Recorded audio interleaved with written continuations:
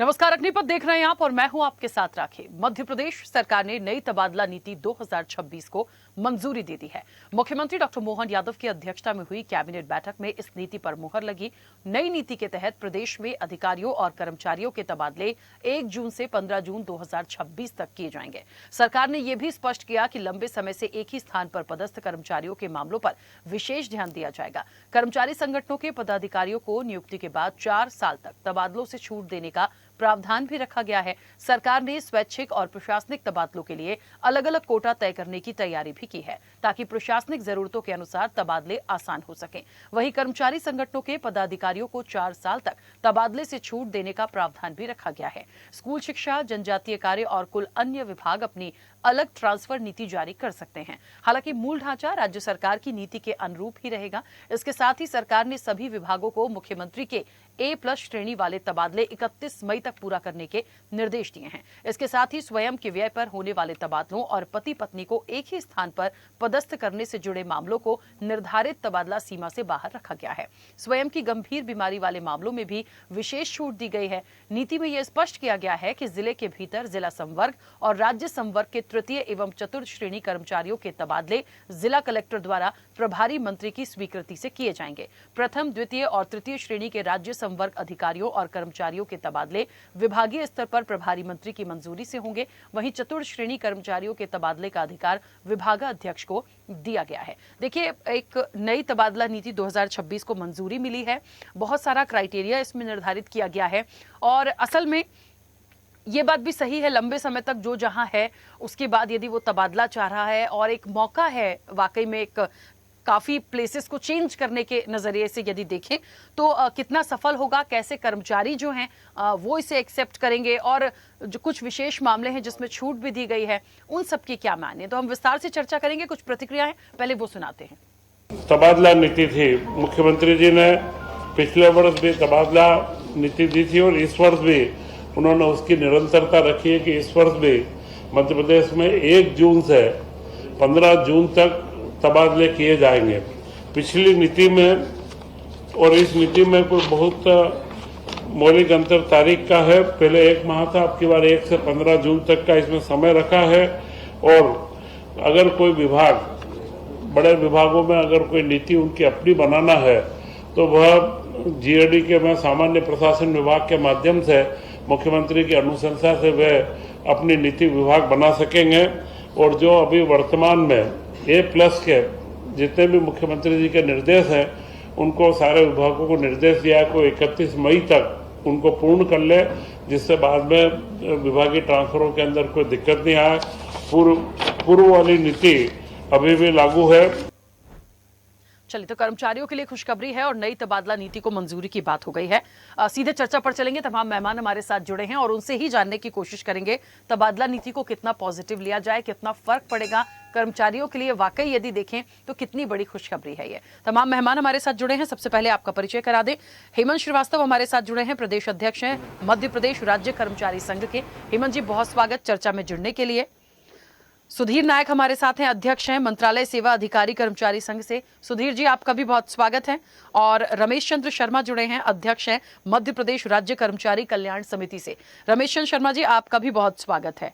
मैं चर्चा की शुरुआत सबसे पहले कर्मचारियों के हित की बात हो रही है और सभी लोग हमारे जो मेहमान हैं सब बहुत नजदीक से सारी चीजों को देखते समझते आ रहे हैं, तो वाकई कर्मचारियों के लिए कितनी खुशखबरी है ये। हेमंत जी, पहले चर्चा की शुरुआत मैं आपसे कर रही हूँ और ये तबादला नीति को जो मंजूरी दी गई है, जो एक समय सीमा निर्धारित की गई है और जो एक क्राइटेरिया तय किया गया है, इसे आप कैसे देखते हैं और वाकई कितनी बड़ी खुशखबरी कर्मचारियों के लिए मानी जाए। मैं माननीय मुख्यमंत्री जी का आभार व्यक्त करता हूं इस बात को लेकर के कि कर्मचारी संघ की जो डिमांड थी कि स्वयं के व्यय के जो स्थानांतरण है उसे जो 20% और 10% की लिमिटेशन है उसमें ना जोड़ा जाए, तो ये उन्होंने इस बार तबादला नीति में दिया है। ये हमारे लिए एक अच्छी बात है कि स्वयं के स्थानांतरणों को तबादला के जो निर्धारित समय, निर्धारित संख्या उसमें नहीं जोड़ा जाएगा, तो कम से कम जो स्वयं के व्यय पे हमारे कर्मचारी एक स्थान से दूसरे स्थान जाना चाहते हैं उन्हें तो इस बार हमें फ़ायदा मिलेगा। दूसरी बात यह है कि जो समय सीमा दी गई है वह समय सीमा हर साल की अपेक्षा इस बार बहुत कम दी गई है, केवल 15 दिन दिए गए हैं। इसके 15 दिन की समय सीमा में बात इस बात की होती कि समय सीमा में मंत्री स्तर तक, प्रभारी मंत्री स्तर तक जिस प्रकार से कार्य योजना होती है और लगभग लास्ट के टाइम मूवमेंट के लिए लोग बैठे रहते हैं और ऐसे टाइम में अनेक तबादले नहीं हो पाते और लास्ट तक सूची अटक जाती। अगर समय सीमा में स्थानांतरण किए जा रहे हैं तो ये कर्मचारियों के लिए बहुत हितकर हैं और इस बात के लिए कि कर्मचारी तो चाहता ही है, कहीं परेशान है, यदि उसे पारिवारिक रूप से परेशानी है तो स्थानांतरण चाहता है। अन्यथा कर्मचारी जो है जिस स्थान पर पदस्थ होता है वहीं अपने कार्य को पूरी निष्ठा से करता है। इसके साथ ही इस बात के लिए है कि जो अलग विभाग हैं, जैसे बड़े विभाग हैं, शिक्षा विभाग है, तो शिक्षा विभाग के लिए जो नीति बनाई गई है तो वो स्थानांतरण नीति से अलग है, लेकिन पूरी तरीके से ऑनलाइन है। अब ऑनलाइन में भी विसंगतियाँ दो प्रकार की होती हैं। एक तो जो ऑनलाइन स्थानांतरण हो रहे हैं उसमें जो प्रभारी मंत्री का कॉलम है कि वो जिले के स्तर पर स्थानांतरण कर पाता है, वो ऑनलाइन में संभव नहीं हो पाता। ऐसे में वो सेंट्रलाइज्ड स्थानांतरण होते हैं। ऑनलाइन में केवल वही स्थानांतरण हो पाएंगे जो कि प्रशासनिक रूप से कर पाएंगे। स्वेच्छा के जो स्थानांतरण है वो प्रभारी मंत्री जिला स्तर पर नहीं कर पाएगा। इस प्रकार की विसंगतियों को भी थोड़ा ठीक किया जाना चाहिए था। हालांकि कर्मचारियों के लिए तो तबादला रहता है, लेकिन समय सीमा पर और एक जो नियमानुसार जो दिया गया है कि पति पत्नी के लिए और बीमारी के लिए उनको मूल्यांकित करके यदि सही तरीके से स्थानांतरण किए जाते हैं तो कर्मचारियों के लिए हितकर हैं, हम उनका स्वागत करते हैं। बिल्कुल ठीक है, चलिए मैं वापस आऊंगी। रमेश चंद्र शर्मा जी, मुझे सुन पा रहे हैं?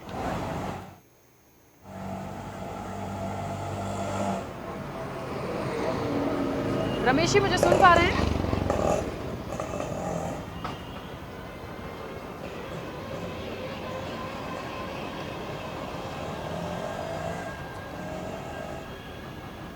रमेश जी,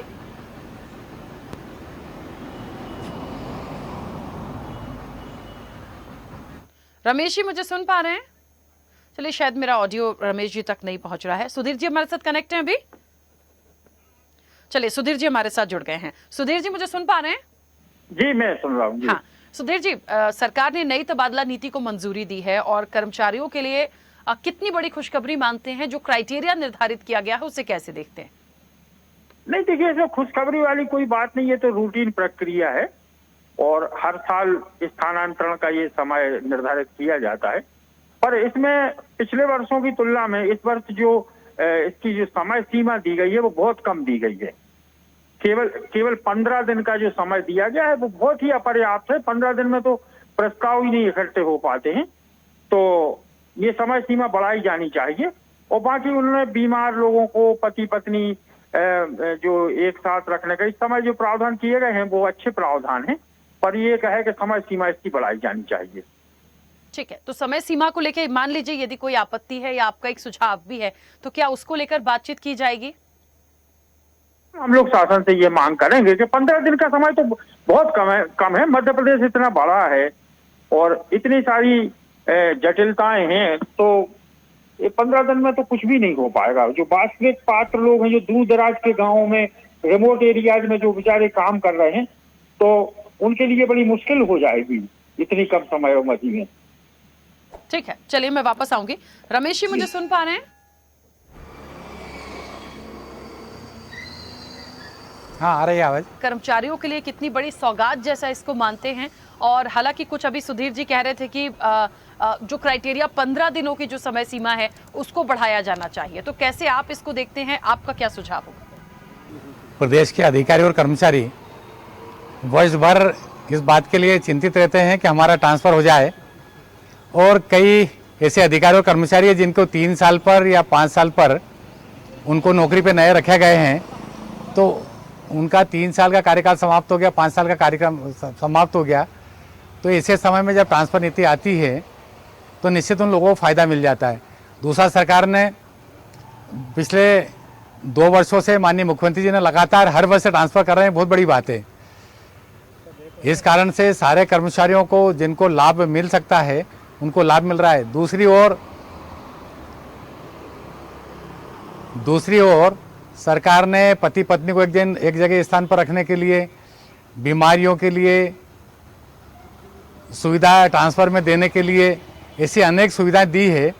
और कर्मचारी संघों के भी जो पदाधिकारी हैं, अध्यक्ष है, सचिव है, कोषाध्यक्ष है, प्रदेश के हों, संभाग के हों, जिले के हों, इनके भी हस्तांतरण के लिए 4 वर्ष की जो छूट दी है वो निश्चित स्वागत योग्य है। जहाँ तक समय बढ़ाने का काम है, सरकार को यदि ऐसा लगता है कि समय बढ़ाने की आवश्यकता होती है, वो या स्वयं सरकार भी चिंता पालती है और यदि आवश्यकता होगी तो सरकार उस पर भी विचार करेगी। निश्चित ये स्थानांतरण नीति जो आई है, इससे कई कर्मचारियों का जो उनका एक निश्चित कोटा है, उसे माननीय मुख्यमंत्री के नेतृत्व में हमारे सारे मंत्रीगण समय पर ट्रांसफ़र करेंगे, ऐसी निश्चित संभावना है और अधिकतम प्रदेश के कर्मचारी अधिकारियों को इसका लाभ मिले, ऐसा सरकार प्रयास करेगी। ठीक है, चलिए एक छोटा सा सवाल और है मेरा आपसे। जिस तरीके से विभागवार तबादलों की सीमा निर्धारित करने की भी बात की गई है, और असल में यदि हम 15 दिन के मूल्यांकन से विभागों के अकॉर्डिंग भी यदि देखें तो क्या ये वाकई तय समय में हो पाएगा? और अभी 1 जून में भी काफ़ी समय है, 10 दिन है, तो सारे लोग तैयारी करके रखते हैं। विभाग वाले भी सारे तैयारी करके पूर्व से रखे हुए हैं। कई लोगों के आवेदन है, तो यदि जिनको आवश्यकता पड़ेगी सब लोग लगते हैं। वो निश्चित मैं सोचता हूँ कि समय सीमा में भी जितने हो सकते आवेदन आएगा। पिछली बार भी सरकार ने 1 आध बार तारीख बढ़ाई है। यदि आवश्यकता पड़ेगी तो हम भी माननीय मुख्यमंत्री आग्रह करेंगे, निवेदन करेंगे, ज़रूरत पड़ेगी तो। लेकिन आज से अगर हम ये सोच लें कि तारीख बढ़ा दी जाए तो हम सब भारतवर्ष के लोग हैं, फिर हम धीरे धीरे उसको प्रयास करेंगे। पता चला कि वो तारीख भी निकल गई। ठीक है, ठीक है, आपकी बात भी सही है। और क्योंकि क्या है, सभी को प्रयास करके बिल्कुल हम जितने अधिकारी कर्मचारी उनको समय पर देना चाहिए। बिल्कुल ठीक है। चलिए मैं वापस आऊंगी हेमंत जी, क्योंकि ये बात सच है। मान लीजिए कहीं पे जिन विभागों में 200 कर्मचारी हैं, वहां पर ये क्राइटेरिया है कि कुल कर्मचारियों के 20% तक तबादले हो सकते हैं। तो अब 200 में 20% भी आप करेंगे तो भाई किसकी क्या नीड है, कौन वो होंगे जिनके तबादले करने हैं। कुछ क्राइटेरिया को हटाया गया है, तो एक विभाग ही हम यदि लेके चले तो काफी संख्या होती है। हम अभी 200 की बात कर रहे हैं, आंकड़ा बढ़ भी तो जाता है, कई हजार कर्मचारी भी होंगे। तो इन सारे चीजों को लेते हुए ये जो तबादले की एक नीति सामने आई है, या इन लोगों के जब तबादले होंगे तो उसको जो एक प्रॉपर कहते हैं ना कि प्रॉपर एक संचालन जो उसका होता है, उसमें कितना वक्त लग सकता है, और क्या ये वाकई जो अभी हम कह रहे हैं बहुत सकारात्मक है, उसको हम कितना महत्वपूर्ण माने? कहा कि 20% का जो क्राइटेरिया दिया जाता है, इसमें स्वैच्छिक ट्रांसफ़र भी जोड़ दिए जाते थे तो हमारे ट्रांसफ़र बहुत कम हो जाते थे। उसमें क्या है कि जो प्रशासनिक दृष्टिकोण से या आवश्यकता अनुरूप, प्रशासन की आवश्यकता अनुरूप, या 3 वर्ष पूर्ण होने पर जिनके स्थानांतरण प्रशासनिक रूप से होते हैं, वो भी जुड़ने के कारण वो परसेंटेज में हमारे स्वैच्छिक ट्रांसफ़र नहीं हो पाते थे। इस बार की तबादला नीति में यही सबसे बड़ा जो परिवर्तन है वो यही है कि इस बार जो स्वैच्छिक स्थानांतरण है, जो जैसे 200 लोग का ट्रांसफ़र होना उनसे हट के होंगे, वो जो अपने स्वैच्छिक ट्रांसफ़र होंगे उनको इसमें काउंट नहीं किया जाएगा। ये इस बार की तबादला नीति में संशोधन है और ये बड़ा संशोधन है। इसका हम स्वागत करते हैं कि ये हमारे संशोधन में, क्योंकि इस बार हम जो स्वैच्छिक ट्रांसफ़र लेना चाहते हैं, मान लीजिए वो 20% से अधिक भी कर्मचारी अपना ट्रांसफ़र लेना चाह रहे हैं तो वो उस क्राइटेरिया में नहीं आएंगे। स्वैच्छिक स्थानांतरण को छूट दी है इस बार। ठीक है, ठीक है। सुधीर जी, मान लीजिए एक बात और जो कही गई है, इसी चीज को थोड़ा सा आगे बढ़ा रही हूँ कि जो स्वैच्छिक ट्रांसफर होंगे वो अलग होंगे, बाकी जो क्राइटेरिया दिया गया है नंबर ऑफ जो कर्मचारी हैं उनके अकॉर्डिंग कि 20%, 15%, 10% या जितनी संख्या है उसके अकॉर्डिंग, तो इन सारी चीजों के लिए भी मुझे लगता है प्रॉपर एक आपको चयन करना पड़ेगा। ऐसे ये बात सही है कि तैयारी हम पहले से करेंगे, सारी चीजें हो जाएंगी, फिर भी वक्त लगता है, हर चीज को देखना पड़ेगा। देखिए स्वैच्छिक ट्रांसफर तो अलग हो गया, ठीक है, जिसे जाना है, लेकिन विभागों के अकॉर्डिंग यदि 1000 लोगों में से आपको जितने ट्रांसफर करने हैं वो भी तो आपको देखना पड़ेगा, तो वो भी तो आप चूज करेंगे, बात करेंगे कौन जा रहा है, किसको कर सकते हैं, ये भी तो पूरी एक टीम काम करती है। सुधीर जी मुझे सुन पा रहे हैं? चलिए शायद डिस्कनेक्ट हुए हैं। इसी सवाल को थोड़ा रमेश जी तक मैं आगे बढ़ाऊंगी। रमेश जी, मान लीजिए 2000 से अधिक कर्मचारी हैं, तो कहा जा रहा है कि मान लीजिए विभागों में 260 कर्मचारियों के साथ अतिरिक्त 5% तक तबादले की सीमा जो तय की गई है। तो देखिए स्वैच्छिक जैसे भी हेमंत जी कह रहे थे वो तो अलग हो गए, लेकिन जो तय समय सीमा में मान लीजिए 260 कर्मचारियों के साथ 5% अलग, अब ये कौन होंगे, कैसे होंगे, क्या इनका कोई आवेदन होगा, उसको भी एक टीम करेगी, तो इसको कैसे आप सकारात्मक रूप से या बेहतर तरीके से दे पाएंगे? वास्तव में जितने ट्रांसफर होते हैं लगभग 80% से अधिक जो ट्रांसफर हैं वो स्वैच्छिक ही होते हैं। गिनती के ट्रांसफर तो प्रशासनिक आधार पर होते हैं, शिकायत के आधार पर होते हैं। वो सरकार की मंशा भी रहती है कि जितने स्वैच्छिक ट्रांसफर है उनका हो जाए। शिकायत विकायत पे तो नाम मात्र के होते हैं, बहुत ज़्यादा कोई अनियमितता होती है तो जब भी सरकार करती है या विभाग करता है, और ये जब अलग से उनकी सुविधा हो गई है, स्वैच्छिक वालों ने, सरकार ने इतना बड़ा निर्णय लिया, माननीय मुख्यमंत्री जो बार बार हमारे मंत्रीगण भी मांग कर रहे थे, तो इससे बहुत लोगों का भला होने वाला है। और एक बात और ज़रूरी ये भी है कि ट्रांसफ़र यदि बहुत ज़्यादा करते तो बहुत ज़्यादा प्रभावित भी हो जाते हैं।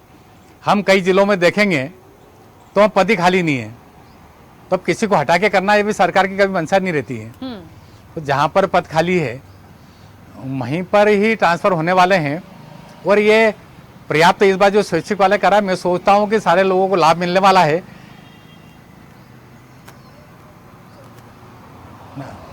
लेकिन ये भी एक बार मंशा रहना चाहिए कि जहाँ यदि पद ही जिले में नहीं है या उस विभाग में नहीं है, तो ऐसे स्थिति में फिर आसपास उनको ट्रांसफर के लिए उनको प्रयास करना चाहिए। ठीक है, एक एग्जाम्पल के तौर पे जो एक पूरी प्रोसेस है उसमें एक पॉइंट ये भी है कि अनुसूचित क्षेत्रों के रिक्त पदों को पहले भरा जाएगा। तो ये बात सच है कि पहले तो आप उनको फुलफिल करिए, उसके बाद चीजों को आप ट्रांसफर करिए। एकदम से कैसे इन चीजों को लेंगे? हेमंत जी। अनुसूचित क्षेत्र में या रिमोट सेंसिंग एरिया में तो स्वैच्छिक रूप से लोग कम ही जाते हैं। इसके लिए तो प्रशासन को प्रशासनिक स्थानांतरण ही तय करना पड़ेंगे। और उसके लिए या जहाँ तक है, यदि इस प्रकार के कोई उनको अतिरिक्त में पैसा दिया जाता है और उसको दिया जाता है, तो यदि वहाँ का रहने वाला व्यक्ति है उस एरिया का, तो वो जाता है। स्वैच्छिक स्थानांतरणों में लोग ज़्यादातर अपनी सुविधाजनक स्थानों पर ही पसंद करते हैं। और बात यही आती है कि सुविधाजनक स्थान जो हमारे भाई साहब ने कहा कि रिक्त नहीं होते और वहीं जाकर के परेशानी आती है। अगर स्वैच्छिक स्थानांतरण ले रहे हैं तो अभी आपको रिक्त स्थान देखना पड़ेंगे, रिक्त स्थानों पर ही स्वैच्छिक स्थानांतरण संभव हो पाएंगे। तो इस बात के लिए हमें उनकी सबसे बड़ी तैयारी ये है विभागों को कि वो रिक्त स्थानों की सूची पूरी तरीके से पारदर्शी तरीके से अगर व्यवस्थित विभागों के पोर्टलों पर दिखाई जाएगी तो पॉसिबिलिटी होगा कि आदमी अच्छे से ट्रांसफ़र ले पाएगा। और सबसे बड़ी बात यही आती है कि जो रिक्त स्थान होते हैं वो विभागों के द्वारा कई बार अपने पोर्टलों पर सही तरीके से नहीं डिस्प्ले होते, जिसके कारण स्वैच्छिक स्थानांतरण लेने में भी परेशानी होती है। तो हमारा आग्रह रहेगा विभाग अध्यक्षों से कि अभी ट्रांसफ़र नीति चालू हुई है तो उसके पहले कम से कम रिक्त स्थान अपने पोर्टल पर, अपने स्थानों पर कम से कम डिस्प्ले कर दें, ताकि लोग स्वैच्छिक स्थानांतरण क्राइटेरिया वाइज ले सकें। बिल्कुल ठीक है। सुधीर जी भी हमारे साथ जुड़ गए हैं। सुधीर जी, मुझे सुन पा रहे हैं अभी? जी जी बोलिए। देखिए, विभागवार तो तबादलों की जो सीमा तय की गई है वो भी चलिए ठीक है। ये एक पॉइंट अभी जिस पर हम अभी वापस से बात कर रहे थे वो ये था कि जो रिक्त पद है पहले उनको भरा जाएगा, उसके बाद ये पूरी तरीके से प्रोसेस होगी। इसे कैसे देखते हैं आप?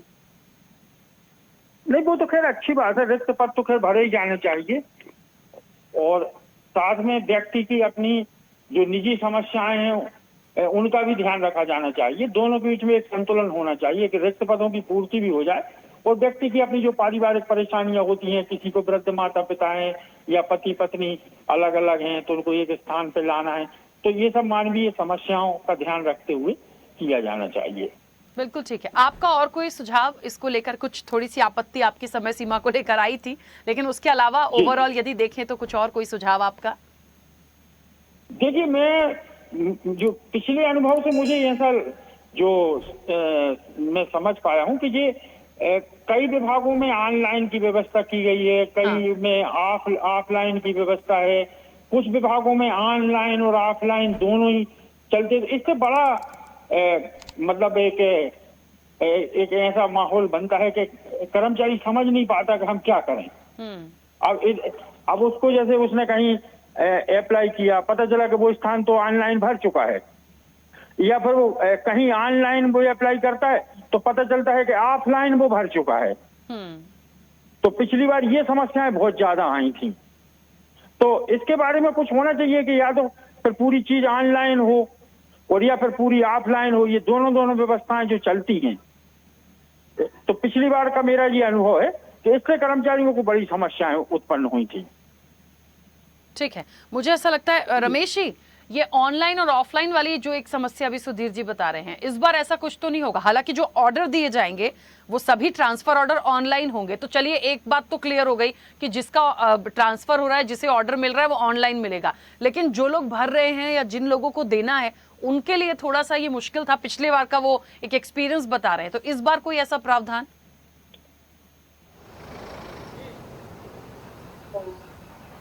नहीं, वास्तव में देखा जाए पिछले वर्षों में शिक्षा विभाग या जनजाति विभागों को छोड़ दें तो बाकी विभागों में ऑनलाइन आवेदन नहीं हुए हैं। और ऑनलाइन आवेदन से एक सुविधा हो जाती है कि जो कैंडिडेट होता है जिसको ट्रांसफ़र करवाना, वो भटकना नहीं पड़ता है। उसको ऑनलाइन में सुविधा हो जाती है कि उसको पद कहाँ पर लिखते हैं, क्या करना है। जहाँ पद लिखते नहीं वहाँ वो एक्सेप्ट नहीं करता है। तो सब मिला के वो जो बार बार अधिकारी के यहाँ चक्कर लगाना, भोपाल चक्कर लगाना बंद हो जाता है। एक बात, जहाँ तक छोटे विभाग हैं उनमें कोई प्रॉब्लम होती नहीं है। तो मैं सोचता हूँ कि ऑनलाइन से इतनी सुविधा हो सकती है। जो 10-12 वर्षों से स्कूल शिक्षा विभाग, जनजाति विभाग, तो उनका लोगों को लाभ भी मिल रहा है। वरना भटकते रहते हैं कर्मचारी, वहाँ जाना। एक बार ऑनलाइन से उसको लगता है कि सुविधानुसार मैंने अप्लाई कर दिया है और सरकार के नियमानुसार जहाँ पद रिक्त है वहाँ पर सीनियरिटी से ऊपर या नीचे वाला जो भी होता है उसके आधार पर उनके अपॉइंटमेंट, उनके रिक्त पदों पर उनकी पूर्ति हो जाती है। और आदमी स्वच्छ भाव से वो रहता है घर पर कि भैया निश्चिंत हूँ, मैं, मेरा नंबर लगेगा, ईमानदारी से नंबर लगेगा, मेरा ट्रांसफ़र हो जाएगा। कहीं किसी जाने की भटकने की आवश्यकता नहीं होती। मैडम, इससे बहुत लोगों को फायदा भी हुआ है।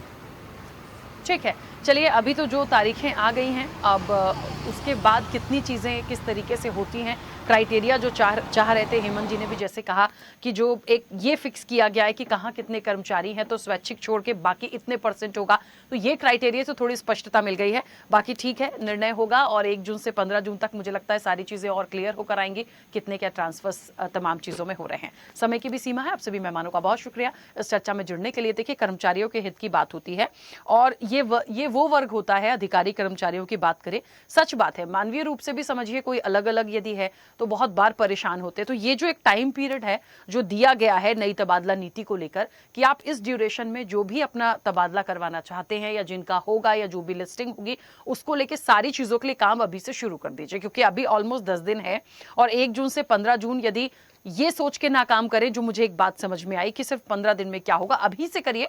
कहीं कोई परेशानी है तो वो भी आप अपना एक सुझाव अपनी समिति के माध्यम से या जो संघ है उनके माध्यम से आप ये बात जो शीर्ष नेतृत्व तक पहुंचा सकते हैं। चर्चा में इतना ही। बने रहिए स्वदेश न्यूज के साथ। सबसे पहले देश। ऐसे ही वीडियोस के लिए लाइक करें, शेयर करें, फॉलो करें। YouTube पर जाकर सब्सक्राइब कर बेल आइकन दबाना ना भूलें और ताजा अपडेट्स के लिए swedeshlive.com पर जरूर जाएं।